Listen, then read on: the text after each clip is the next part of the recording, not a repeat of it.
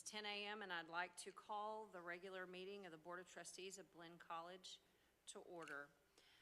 The Texas Government Code permits this Board of Trustees to meet in a closed executive session for the following reasons, among others: to consult with the college district's attorneys on matters deemed privileged by the Texas Disciplinary Rules of Professional Conduct of Government, Code 551.071, to deliberate regarding real property under 551.072, a prospective gift under 551.073, certain personnel matters under 551.074, security devices or security audits under 551.076, and economic development negotiations under 551.087.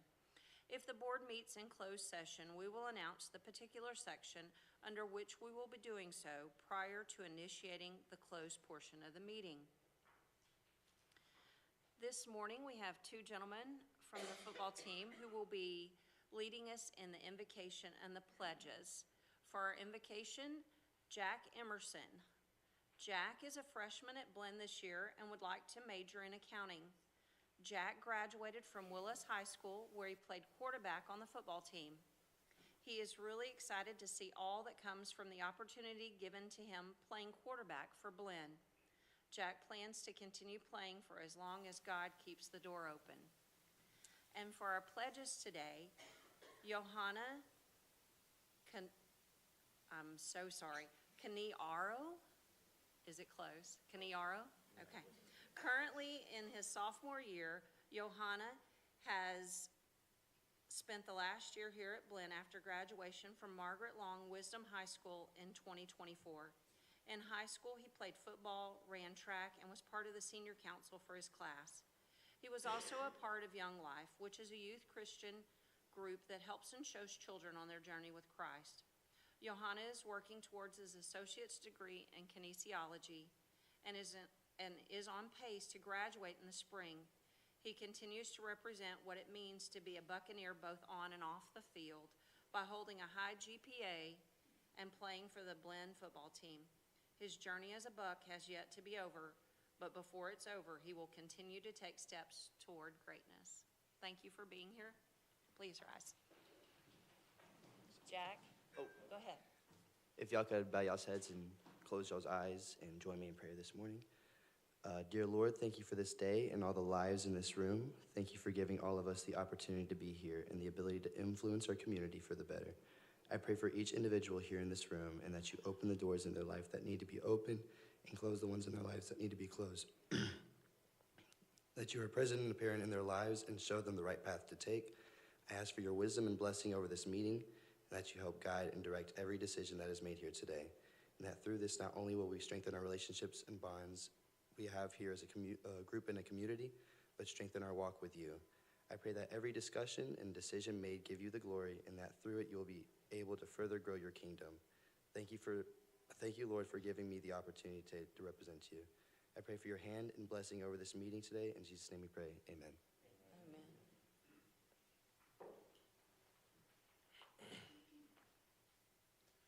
I pledge allegiance to the flag of the United States of America and to the republic for which it stands, one nation, under God, indivisible, with liberty and justice for all.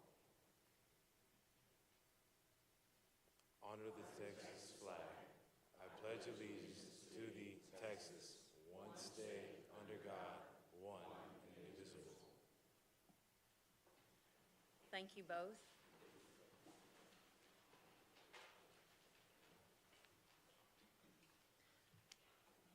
We will now go to public comment, and 3 people have signed up. The first on the list is Kathy Ham, HOA President of the Brenham Timber Oak Subdivision.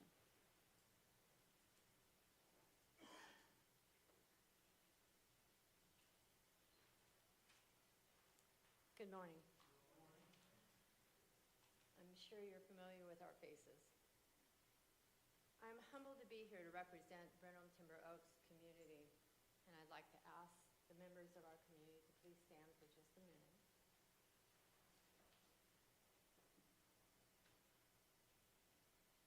Thank you.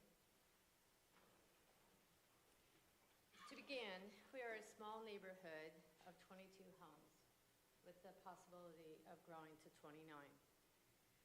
I do not believe I need to restate the reasons for which we are here. Warren has done an excellent job with supplying information to support the original plans of building the sports complex behind the Ann Gardner building. I will state a few facts along with questions. First, I want to preface, we are not opposed. Okay, thank you. First, I want to preface that we are not opposed to the sports complex being built. We are actually excited for this community. But we do have questions. Why can't the sports complex be built behind the Ann Gardner Livestock Building? We've heard many reasons. We do not want Oak Tree Crossing Street to be used as the entry point into that complex. It will definitely change our community. The current design of the Blinn College Sports Complex will hold 115 parking spaces with the potential for the stadium to hold up to 600 people. This traffic will be the traffic that will be traveling along our entry into our subdivision. We are concerned about our safety. We are concerned about many, many things. We are told that LED lighting will be used for the sports complex for night lighting. We are not told how close these lights will be located to behind the homes on Timber Oaks Drive and what will be built to diffuse the lighting that will be coming into our living rooms and into our backyards. We do not want this noise of the sporting events echoing into our neighborhood. What does Blinn College plan to do to minimize that noise? We are told there will be monitoring of activities to end no later than 10 p.m. We have had golf balls in our backyard. We have had parking on our streets. And we have had other incidents that we have had to report to Blinn College. What guarantees will Blinn College give us so we will not have increased problems on our streets? Can we meet with architects, engineers? Can construction vehicle access from Ethel Way or on Sager Road? Most importantly, when will we get answers to our questions? In closing, I would like to quote Psalm 133:1. How good and pleasant it is when God's people live together in unity. Thank you for your time.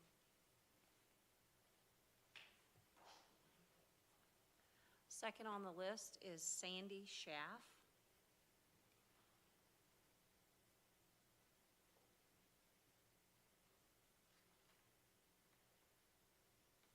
Good morning, board members.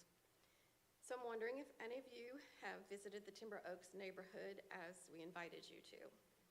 I hope you have driven the 1/4 mile from here to look at the actual site for the proposed sports complex. And I hope that you have put yourselves in our shoes. I know that it's tempting to look at the construction of the sports complex through a purely business lens, to trust that the architects and developers are providing you with the best plans for the school, but it's not that simple.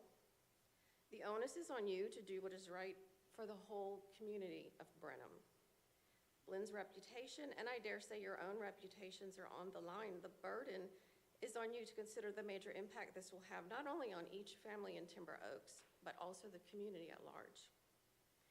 The hit to our property values is obvious, and in this sketchy time that we're in, I don't think many, if any, of us will have the ability to just pick up and move. Each one of us signed a petition asking you to move the complex back to its original site and to not use Timber Oaks Crossing Road, because each one of us is opposed to the life-upending stress and chaos that will come with the construction of a sports complex in our literal backyards. Let me introduce you to some of our neighbors. We have retirees who have poured everything into their homes because this is where they planned to peacefully spend the rest of their lives. We have young families with newborn babies and small children. Those of you with kids can remember the sleepless nights and early mornings.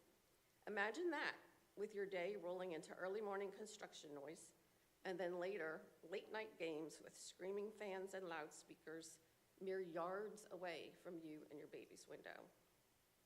And the more gut-wrenching are the families who are suffering with serious physical or mental battles, who will have even more unnecessary stress dumped on their struggles to survive. And we get no answers, no communication from you, no reason why you are choosing to move the complex. To be clear, we are not asking you not to build the complex. Blinn students deserve to have nice facilities on their campus. But our neighborhood also deserves to keep its integrity. If you were to visit our neighborhood, you would see that there are no cars parked on the streets as per our HOA rules. We are one of Brenham's most well-kept, peaceful, and friendly neighborhoods. Why degrade and ruin what is arguably an asset to the city of Brenham? There is a better option, and I hope and pray that you will do the right thing. Thank you. Our last speaker who has signed up for public comment is Warren Schaff.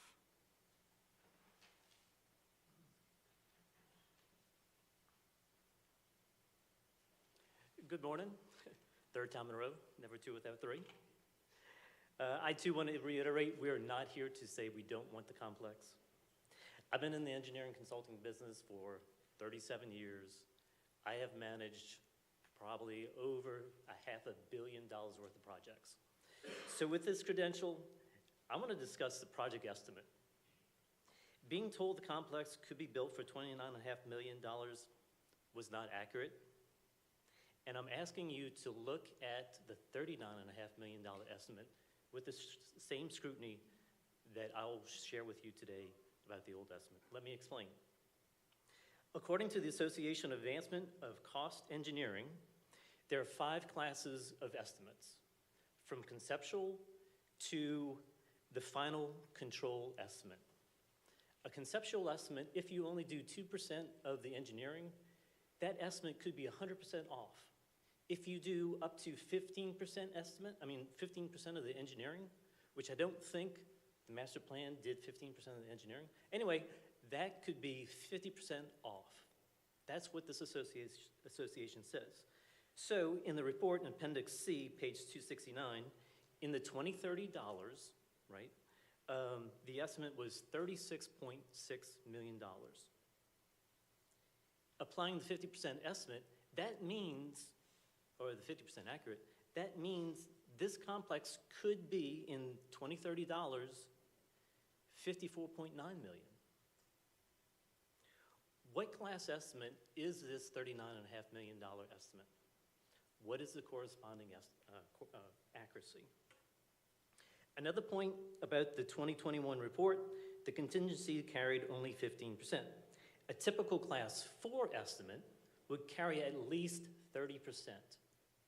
And I really doubt if this was a class 4 estimate. So class 5 should have carried more, at least 30%. So that's about another $2 million if you take the contingency up to $30 million. What is the contingency carried in the $39.5 million estimate? During the August 26th workshop, Mr. O'Malley asked about the dirt work in the $29 million estimate. You were told that the detail wasn't there. Let me address that. On page 23 of that report clearly acknowledges the topography and states it will require significant grading and retaining walls to create a level playing field. In Appendix C, there are 13 line items equaling $1.33 million for this dirt work. Mark explained that the big difference of about $8 million was based on that earthwork. Again, not here to complain. I've taken the current layout, moved it over. I have a copy of this in the handout. If you could have the same premier complex for $12.5 million less, why not? Why not keep that money in circulation in the community and apply? Mr. Schaff, right? I'm sorry, your time is up. Thank you for coming and presenting today. Absolutely. Please look hard.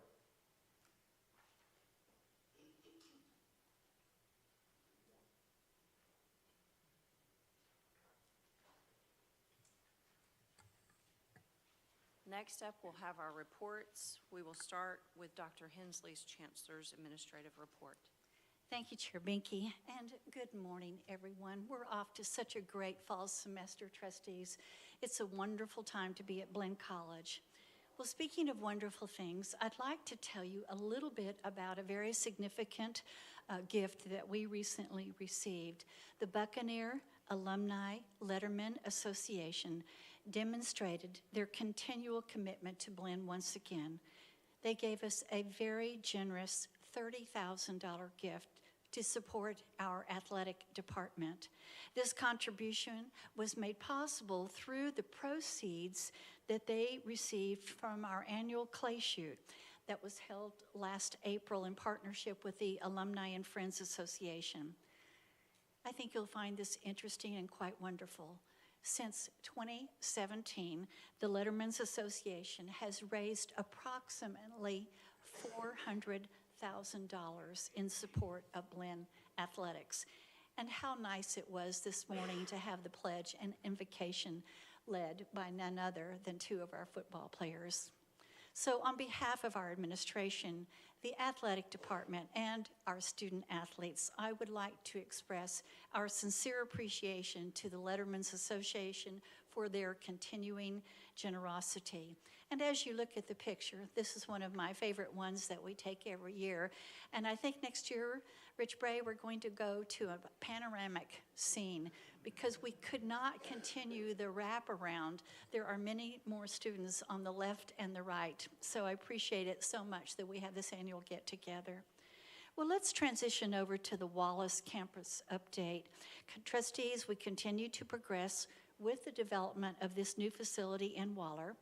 At the campus, the architect has issued preliminary design development documents to the construction manager at risk for an updated project cost estimate. The architect has advanced now into the design development phase, including preliminary interior finishes selections, interior furniture layouts, coordination of building systems, and academic technology design coordination. This facility remains on schedule to open in fall of 2027. And continuing, discussion about the Waller Workforce and Technical Education Complex. Trustees, the lease has been executed, and the landlord has submitted permit applications to the City of Waller. This project is scheduled for completion in May of next semester, and courses we plan to begin in the summer. And with that, trustees, I end my very brief report this month. Thank you so much for your kind attention. Thank you, Dr. Hensley. Next up on our reports, Dr. Clin Burton will have our presentation of the financial statement package. Good morning, Chair Binky, trustees, and Dr. Hensley. Let's see. Oh, you know, a second. Okay, 1 second. And here we go. This report is for the 12 months ending for the fiscal year 2025 on August 31st. We will cover unrestricted cash and cash equivalents, revenues, expenditures, financial results, and then some observations. Looking at our unrestricted cash balance of $87.4 million, I want to point some things out about this number. This number will tie to our financial audit that will be presented to the board in December. This is the cash balance as of that date. This balance does not include $8 million that we have for reserves for bond payments that are mandatory. Of this number, we have $12.2 million that are encumbered for current projects and $26 million encumbered for, unencumbered but available, for a total of $38.6 million. This number would be higher if we included receivables. And this year, the receivables went up compared to last year by $2.5 million. And that's from an increase in student, state funding, and amounts due from our P3s. This is more of a detailed breakdown of the number I just gave you, showing the encumbered balances are for the chiller project, the sports and intramural design, and then the Waller academic building design. Looking at our cash receipts, we received $9.9 million from financial aid and payments from students. Other sources of revenue were about $338 million from interest to make up the $411,000.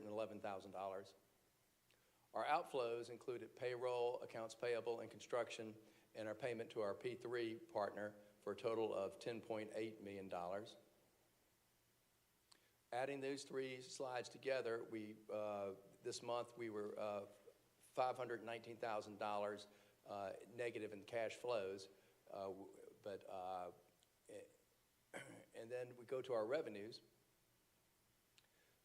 Comparing our revenues this year to our budget, we budgeted $129.3 million. We received $132 million.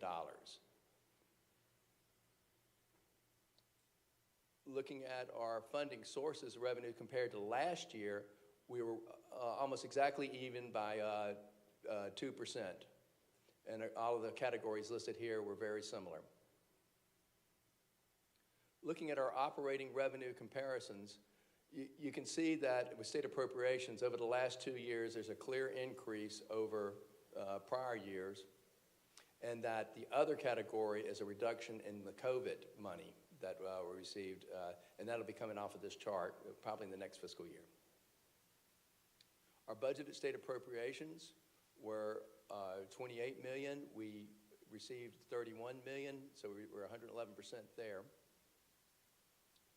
Our tuition and fees, we were at 94% of our budget. Our net tuition and fees were at 1% compared to last year. Our net tuition and fee revenue comparison, it's pretty steady across the board for the last 5 years. Looking at our housing numbers, we were at 81% of our budgeted number. Auxiliary compared to last year was 4% below. Trustees, keep in mind, we knocked off $500,000 in this year's budget with housing. Our auxiliary enterprises, the previous one did not include bookstore, parking, and other. And you can see a trend where in food service, this year was higher than almost every year except the prior year. It was the second highest in the last 5 years. Our expenditures were actually $100,000 less than the prior year. And the largest percentage of our cut was from our instructional area, or savings, I should say. And going across the board here, we were exactly almost $88,000 compared to last year. We're almost exactly similar, just a little tiny cut in spending. Financial results. This year we had $132 million in revenue against $119 million in expenses for a $12 million, almost $13 million positive surplus. Comparing this to last year, we are down $3 million from where we were last year, but then again, we had a $13 million increase over our budgeted revenues and expenses. Observations, our cash balance is healthy, our revenues exceeded budget, our expenses were under budget, and we contributed to the bottom line. Are there any questions? Dennis? I'm sorry, but I think I asked this question last time and you answered it and I forgot. Well, I'll probably forget my answer. So. What was the other sources of revenue that? Mostly that's coming from 1.1 million? That's coming from our housing agreement. No, housing is another line item. Talking about that was from our P3s, is what I remember correctly. Okay, so we received that from P3? Yes, ma'am. Yes, okay. Sir, I'm sorry.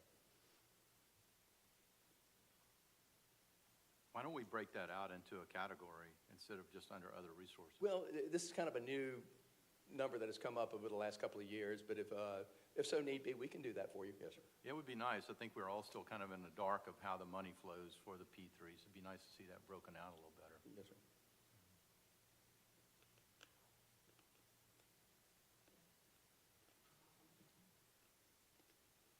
Anyone else?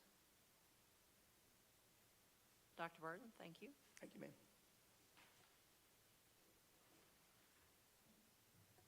Our next report is the preliminary institutional enrollment report for fall 2025. Dr. McBride. Good morning, Chancellor, Madam Chair, and Board of Trustee members. I want to say thank you for your continued guidance and support as we increase our enrollment here for the district. And I have the pleasure this morning to share with you the fruits of our labor, so to speak. If you recall, when I was up here about a month ago, we talked about summer too. I had mentioned that this fall semester, if you notice, we started on a Monday. The 2 years prior, we actually began on Wednesdays following the TAMU schedule. So if you're wondering why we switched the start date, that is why. On this slide, trustees, you can see the various parts of term that we have, and believe it or not, this Thursday we end the first 4 weeks, so we're 4 weeks into the semester already. We have 5 more parts of term, 5 of the 8 that have not yet to begun, so we're still moving with those. And of course, we're continuing to have students that are still enrolling for later parts of term. We actually have some students that are moving on campus this weekend for 12-week, and then we have some other students actually coming for 8-week too. So not as large of numbers, but again, continuous enrollment. On this slide, trustees, I believe that's a red dotted line to the left-hand side of the screen, and that shows you how far we are right with the parts of term right now. So we've had our first 4 weeks, as I mentioned. The 12-week starts here coming on the 22nd, and then the second 8 weeks will be coming October 20th, and of course, we're moving right now with first 8 week and of course the 16-week. On this pie chart in the beautiful Blinn blue, you can see that the majority of the courses for the fall are offered in a 16-week format. And I'd like you to look at the top left, that green color, that 18%, the second 8-week course offerings. We will continue to enroll, of course, for those semesters, especially that second 8 week. And I do anticipate a couple hundred more students onboarding with us between now and the October deadline. On this slide, trustees, you can see where we are year to date from years 21 to 24. And it's so exciting to see that we're at 18,109. That was at the date this was pulled, as you can see, on September 5th. And it's comparing to similar dates in time in the past, the beginning of September. I am pleased to say, if you look back at some of the other reports I've given, we've already passed the certified or final numbers for fall of 21, 22, and 24. And as I said, we're not finished yet. We're still moving in a wonderful direction here. On this slide, trustees, you can see a breakdown by campus. I'd like to note the in-person increases at Brenham, also, of course, with dual credit or the high schools, Rellis, and the other category. So in Brenham, we're up 252 students in the halls, which we'll talk a little bit more in the next presentation, but 270 more students on campus. And so we're feeling it in a great way. It's wonderful to see more students around. We had some very concerted efforts starting from April of last year through the summer to increase that Brenham housing number, and we'll talk in some more detail, as I said, at the next presentation. But so rewarding to see the fruits, as I said, of our labor. When you look at the high schools for dual credit, we do have 59 current agreements. 30 of those have increased since last fall. We have 3 more that are up and coming for this year, so we're not finished there either. That's still moving in a wonderful direction. And again, I can't express enough our gratitude for your permission to join the FAST initiative. It has helped so many families come to us that wouldn't have been able to afford it otherwise, and we're still hearing so many positive comments from our ISD partners. Wanted to share that with you. Also, Rellis, we just had some more students enroll. Nothing major happened there. Hody and the Police Academy are the 2 in the other category that had slight increases in their numbers, and we're very excited to see that. You will notice for our in-person decline, slight decreases for Bryan, Schulenburg, and Sealy. I'll talk about the smaller campuses first, if that's all right. I'm sure you're aware that those two areas have a smaller population to pull from for enrollment. We did have in Schulenburg a nice cohort last year that completed their courses and have moved on. And of course, we're continuing to work with our partners there in the high schools and the counselors to have some more enrollment.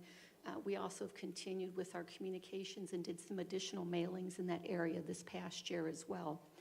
When we look at Bryan, and of course, you know, you've heard us say before, we're a destination college. We're not in a major city where we have a natural population that moves, you know, comes to us. They move to see us. They have to actually get an apartment or move on campus, and it's a major financial strain for some. But I will say, if you remember last year we talked, 36 out of the 41 Texas public universities talked about their increases in enrollment. Well, guess what? It continues. If you start looking in the news, or you have been, it's already out there. I'm not going to name names, but it's already out there that those trends are continuing. And so for a student, if they can, my point to say this is if they can just go to their four-year school, they're going to do it. Why would you come to a two-year college and you have to move there and go through all of that when I can start out the gate at my four-year institution of choice? So that does affect us directly at the Bryan campus. Also, I know our friends up in College Station at A&M, they had over 11,000, I think it was 11,750 was the freshman class from fall of 24. They have not yet published this year's numbers, but the number from 24 was right behind the 22 number. 23 was a little bit accelerated, so they are continuing to pull around 12,000 students for the first-year students at that campus, and that affects us, of course, directly as well. Okay, here, and we of course are continuing in our area using our customer relations management software to message students, personalized emails, text messages, calls, all those different pieces. We continue to have campus tours and do all those great things to keep the good word of Blinn out there in the public. I would like to, for our takeaways for this part of my morning with you, I would like to share just a couple very positive reminders that our head count to date is up compared to fall of 21 through 24. We've already surpassed the certified or final numbers for fall of 21, 22, 24. I think we took on 23 unofficially, so doing very, very good here. And we have 5 parts of term that haven't started, or 18% of our courses. And I mentioned earlier, I do think that's going to be a few hundred more students, and our work is not yet finished. And we're very excited to say that. So thank you for your time this morning, and I'll take any questions. Chairwoman, I have a question. First, I want to commend you, Dr. McBride, on a tremendous job with your team. And I know that there was deep concerns during COVID if we could get to pre-COVID numbers. So my question is, this is probably the second highest number of enrollment that we've had? Third. Third highest, okay, thank you. But we're very close to 2018, under 1,000. Yes, I'm looking. I have a comment and a question. I echo Trustee Wells' congratulations, particularly on the Brenham campus. I think that's a 13% increase is really pretty exciting, and I'm just kind of curious, where did those students come from? Where did you get 250,000 more students on the Brenham campus? Can I talk about it in my next presentation? Yeah, absolutely. Thank you. The second thing that I wanted to say is regarding the Bryan campus. Yes. You know, none of us like excuses, but we also want to understand what has happened. I'm really curious. I know that the enrollment at Texas A&M went up astronomically under John Sharp. I'm curious, what was it in like 2014, 2015 versus 2025? Does anybody have that number? Do you have an idea? Because I agree that has had a significant impact on the kids that would have an interest of going to Bryan versus going straight into A&M. Particularly when we had, what, Dennis, 12,000 kids on that campus, you know, at one time. 10,000, I don't know exactly what the number was, but it was huge. But I think that A&M's enrollment was probably more like 35 or 40,000 then instead of 75,000 that they are now. And we can get those numbers. I know we've posted in OneNote before the past 5 years, but we can go back further into time for you. It's not a problem. Just- I'm with you. It's a valid reason, I think. Can I ask one more question, Chairwoman? Also, while we're doing analytics, can we look at, since we've implemented RELIS, the shift in STEM-related students that would have normally been on the Bryan campus that's going to RELIS instead? Because that may give us some guidance on whether or not there needs to be a greater emphasis on Bryan being a liberal arts type campus versus if the enrollment shift is taking place in the STEM courses to RELIS. So if we can look at that if we have it, that would be great. Yes, sir. Thank you. Very exciting, thank you. I 270. have a question. Oh, I'm sorry, Dennis. Go ahead. My question is on that line item for Waller. What are those two students? Obviously, they're not dual credit. What's up with them? And then a follow-up question, I guess, and comment. How many students from Waller County are attending Blinn, and what campus are they going to? We need to figure out who's going to attend this new campus we're talking about building. I was trying to get an exact number of dual credit for you. I brought that with me this morning. Oh. Okay. All right, for Waller, we actually have 307 dual credit students right now working with us. If you recall, when we started, we were around 120. Chancellor, I think it was around 120, 122. We're at 307. So that's one number. One of the things about Waller I'd like to note, without going into too many of the details with this group, we do have more than 2 students on campus. If you think about how we report, what it'll show is where the majority of the courses, right? You know where I'm going with this. So we do have some students at Waller, but they're also taking distance education. So they're populating in the DE line item, not in the actual Waller item. I want to say 10 to 15 that are there. And if you recall, these courses are at night. So it's a very different population than the daytime student that we have in the high school. And I believe that's one of the reasons that we want a facility that's ours, that we have access to during the day, during the week. I can tell you in our office itself, we've had much higher traffic in July. We had quite a few people come through. We had 6 TSI testing dates we did at the junior high, Schultz Junior High this summer. We had 6 to 10 students every time that came from the high school. We also had 5 open houses this summer, and also had traffic, I think around 6 to 10 families came through every time for that too. So it's there, if that makes any sense. It's just we need that daytime location. But these students are there. They're taking some distance ed courses. And can you find out how many Waller High School, and it would be nice even though the surrounding high schools, how many of those are attending Blinn now? Other campuses? Sure. Not the Waller campus. Will do. Thank you. Chair Benke, if I can jump in there. Dr. Krause, when we do track the county of origin of our students, I usually update those numbers after our final enrollment for the fall semester. We can get preliminary numbers on that. I do remember that Waller County is moving up on our list. They're in our top 10 feeder counties now. They were not previously, but they're in our top 10 feeder counties now. We'll update those preliminary numbers and based on current enrollment. Thank you. Dr. Hensley, did you have a comment? Okay. Anyone else? Could I answer a question by sorry. Chair? Yes, ma'am. Mr. Colcourse, someone was very kind in the back and got some A&M numbers just to share with you. The enrollment in 2013, 53,219. And then in 2024, 78,987. If that helps. Big jump. It sure did. Thank you. Thank you. And I assume that you'll stay right there, or I'd love to tell us- stay right here if you'll let me. Tell us about our fall housing update. Thank you, Yes. Dr. McBride. Thank you, Madam Chair, and of course, Dr. Hensley and trustee members. Again, this is such a fruits of our labor. I keep saying that, but I have the pleasure of sharing the results of months of work with my staff and, of course, with academics and CTE and increasing our enrollment here for the district. We started some very concerted efforts last spring.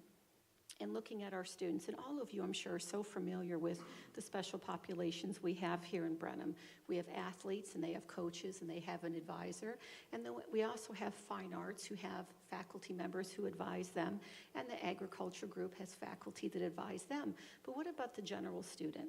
So we have the majority of our students are the general student, and they don't have a particular person, but we do have a wonderful housing staff. So what we did is, of course, made sure we had everyone advised for the special populations, but we also made specific efforts, and we've been going into the residence halls every semester at night when they're there to do advising, but we also had the hall directors follow up with the general student who doesn't have that connection or that advocate, and made sure by the time they left here in May, I wanted to make sure they were advised, they were registered, and they did that housing application for me before they left, because as you all know, when the student leaves, the mind is on the summer. It's not on what's going to happen in the fall. And those efforts have played out, as you could see in this presentation. So very concerted efforts, and I will tell you, we're starting up again because early October, we can start registering for the spring. So we're already working again on the advising parts of it.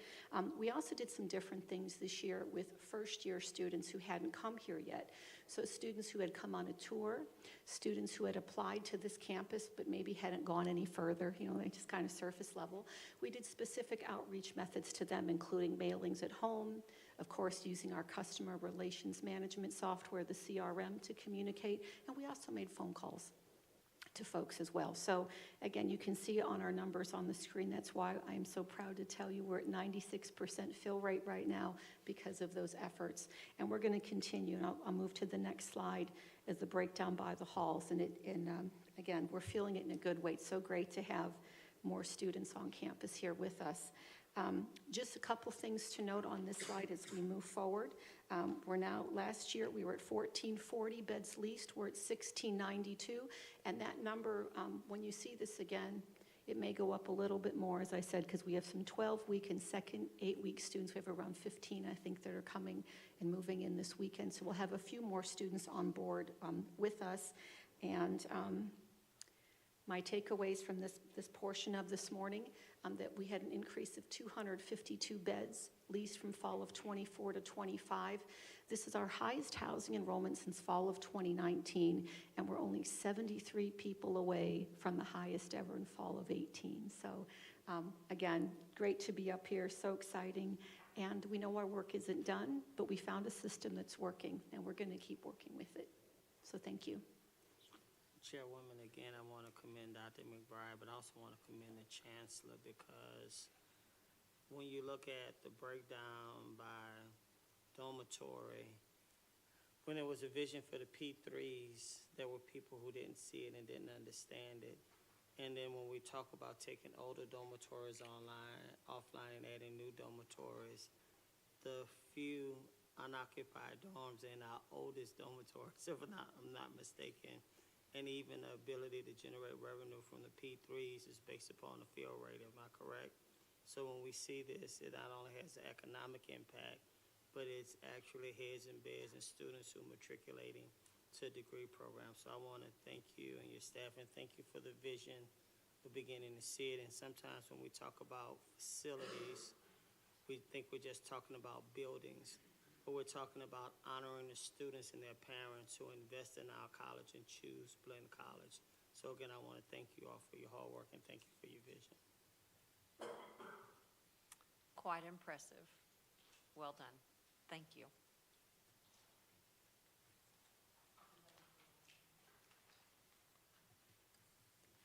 I'd just like to seize the moment and thank the trustees once again for your leadership and the decisions that come forward to you. They are impactful, and you can see the impact that they actually do have on student lives. Secondly, I would particularly like to thank all of our student services staff. And because it is not easy to increase enrollment in these challenging times, could we just take a moment to ask them to stand and applaud them for their great efforts?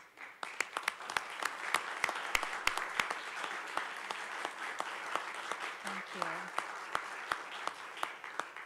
We continue to be hopeful with the second 8 and the 12 coming up, that we possibly may reach our highest enrollment at Blinn College ever this year. We're working to that end. If not, we are very close. Thank you, trustees. I appreciate the opportunity to add a few comments. All right, we'll move now to our consent items. All items listed in this portion of the agenda are considered to be routine by the Board of Trustees and will be enacted upon in one motion. There will be no separate discussion of these items unless a trustee so requests, in which event the item will be removed from consent and considered in discussion and possible action. Trustees receive agenda materials in advance of the meeting to prepare for the business to be conducted. We have on the consent items the minutes from the August 19th regular meeting, the August 26th special meeting. Actually, we have two of those, and a workshop from August 26th as well. I move that we approve all of the consent items A through D. I need a second, please. Second. All in favor? Aye. Opposed? Motion carries. Now we will move to item 6, discussion and possible action items. We have a presentation by Mr. Leighton Schubert on the Faculty Senate, correct? Yes, ma'am. Thank you, Chair Benke.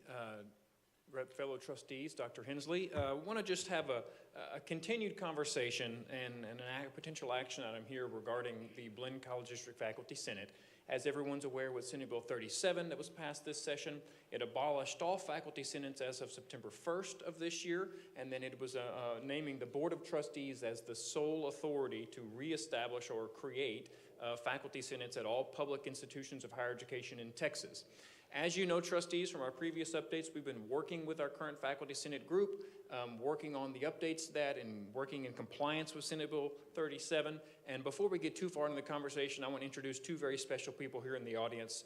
Dr. West Gurley, who was the president of the faculty senate, is here, and Professor Margaret Joseph Turner. Can y'all please stand and be recognized? They're on this side.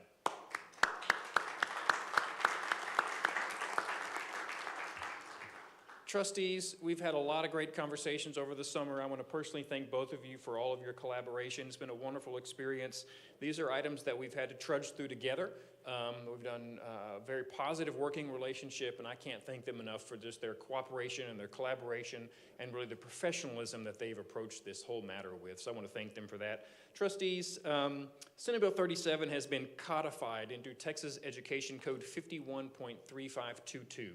That section authorizes the board as the only group to establish a faculty senate at higher education in Texas. It lists out the parameters that must be done in recreating that faculty senate, and ultimately, if you choose to do that today, we'll be asking you to approve a resolution that recreating the Blinn College Faculty Senate in accordance with Senate Bill 37. So I'm just going to walk us through kind of item by item of what this looks like. You'll be adopting, if you so choose, the recreation of that. One of the things that Senate Bill 37 requires is that the Blinn College Faculty Senate ensures adequate representation of each college division. Currently there are 7 divisions.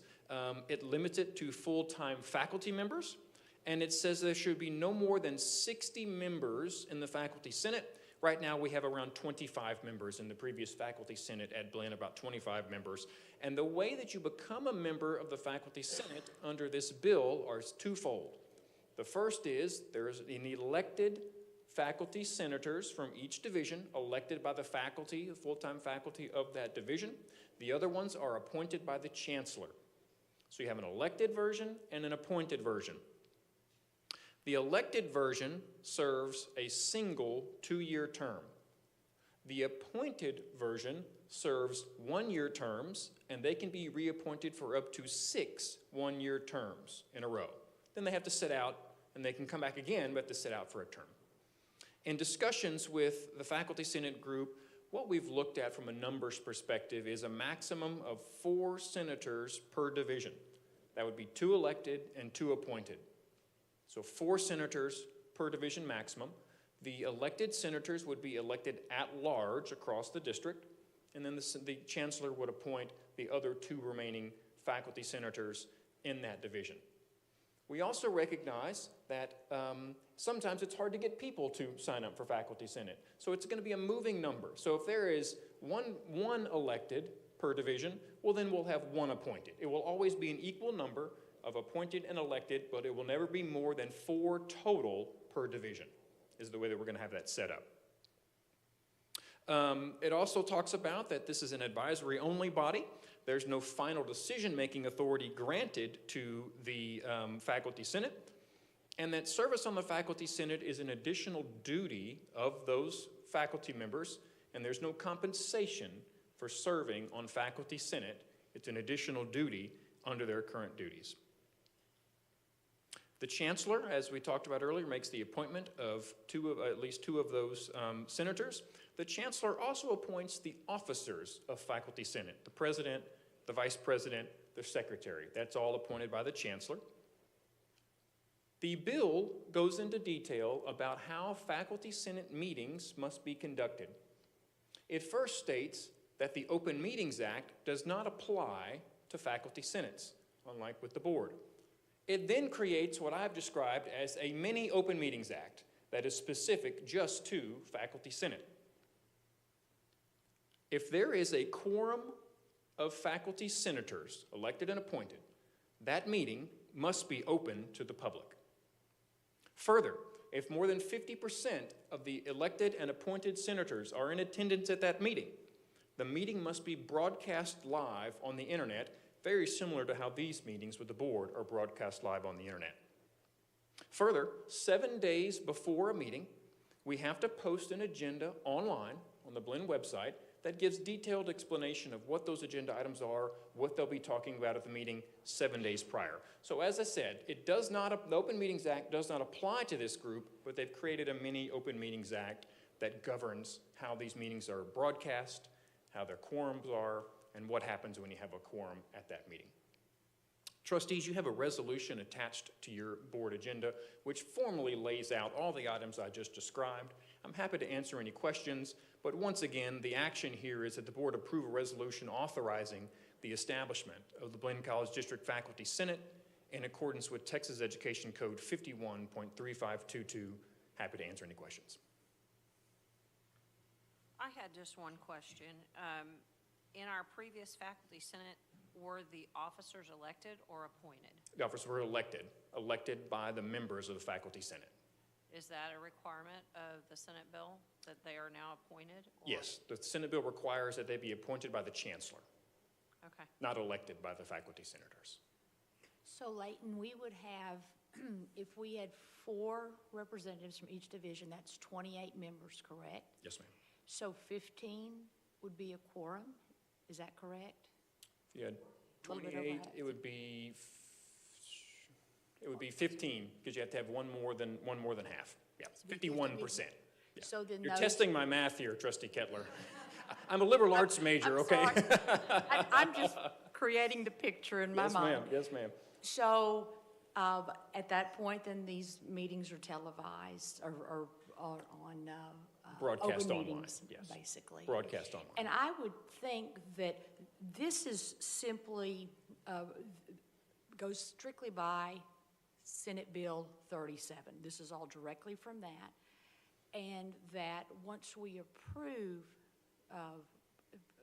this particular resolution, there are more operational type of guidelines, correct, that would be created by the Faculty Senate, whether it's keeping minutes or how their resolutions move forward and so forth. Am I correct with that? That's correct. Everything we've discussed today is required by Senate Bill 37. All the items I mentioned, all the items in the resolution are all requirements of the law, which is why we have to comply with that. From the operational side, what will happen after this, if this is approved, the Faculty Senate will hold elections, and they will elect by the division at-large positions. And once those elections are done, the Chancellor will then do her appointments to that, and then they'll have an operational meeting. Because this is a brand new organization. This is not a carryover from the previous. So then they'll talk about keeping minutes, who's going to do that. All those sort of operational items will be decided by Faculty Senate, but it all must be done in compliance with Senate Bill 37. Thank you. Yes, ma'am.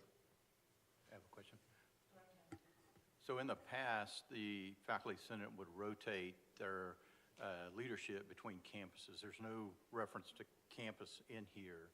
Are we going to, as part of kind of what Diane was saying, part of our operational procedures, have so many from a particular campus or leadership based on campus every other year?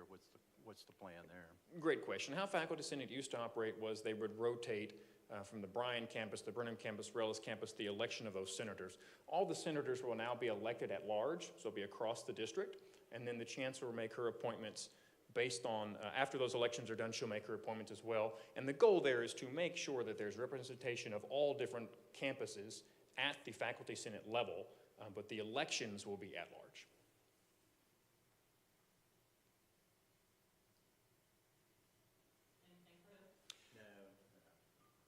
So if the Faculty Senate has to, meet in open, quorums and have the TV going, is the college provide assistance to help them with that? Because that's a pretty significant thing to have to put together if you're just a member of the faculty.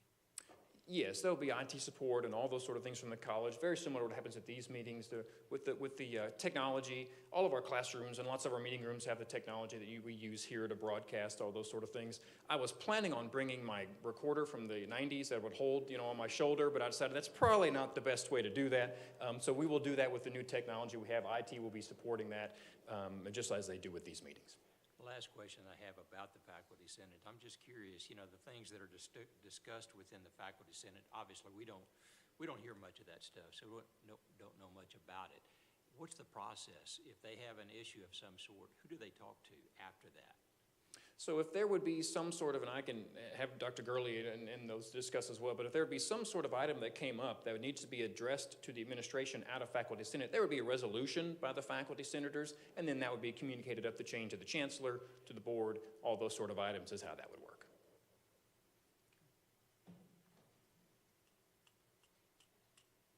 Dr. Hensley, do you have anything you want to add? Thank you, Mr. Schubert. Thank you. We do need a motion on the creation. May I ask for a motion on the creation of the Faculty Senate under Senate Bill, is it 37? So moved. I'll make the motion. And I need a second. Second. It has been moved and seconded that we approve the resolution authorizing the establishment of the Blinn College District Faculty Senate. All in favor? Aye. Aye. Opposed? Motion carries. Thank you, Chairman.